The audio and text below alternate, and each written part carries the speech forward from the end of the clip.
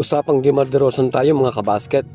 Si DeMar DeRozan ay meron pang natitirang kontrata sa Sacramento Kings na aabot pa ng $49 million sa loob ng 2 taon. Ngunit isa siya sa maaaring itrade ng Kings sa darating na offseason para sa pagre-rebuild. Si DeMar ay nasa 36 anyos na, hindi na rin naman siya naghahanap ng malaking role sa isang team. Pero malaki pa rin ang iaambag niya at malaki pa rin ang impact niyang nagagawa sa Sacramento Kings. Ayon kay Brett Siegel, gusto maglaro ni DeMar sa Los Angeles, alinman dun sa dalawang team. At yun naman talagang gusto niya ang maglaro at mag-retire sa kanyang hometown. At noon pa naman ay sinabi niya na si Kobe Bryant ang kanyang idolo at lagi siyang nanonood ng mga laro ng Lakers. Sa yugto ng karera ngayon ni DeMar, mahirap sabihin kung may ibubuga pa siya sa kanyang edad ngayon. Ngunit nag-aambag pa rin siya sa Kings at nag-a-average pa rin ng 18.4 points, 3 rebounds, 3.9 assists at 0.3 blocks kada laro.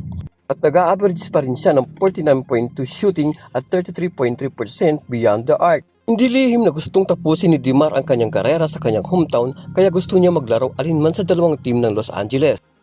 Posible naman siyang gawain ng Lakers lalo't magiging free agent na si LeBron sa susunod na offseason. Kaya magkakaroon ng malaking cap space ang Lakers para kuhain siya.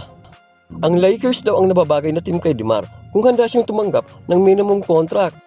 Kaya lang, baka may ibang plano ngayon ang Lakers dahil sa free agent market sila nakatutok. Di kagaya ni DeMar na sa trade lang siya makukuha ng Lakers o kaya pwede naman siya magpa-buyout para makuha siya ng Lakers. Kung sa Clippers naman, bagamat hindi sila contender, may mga solidong piyesa naman silang mga manlalaro kasama sina Garland at Kawhi Leonard.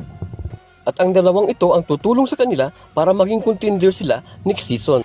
Maaari naman bigyan ng pagkakataon ng Clippers si DeMar na makauwi sa kanyang hometown sa Los Angeles.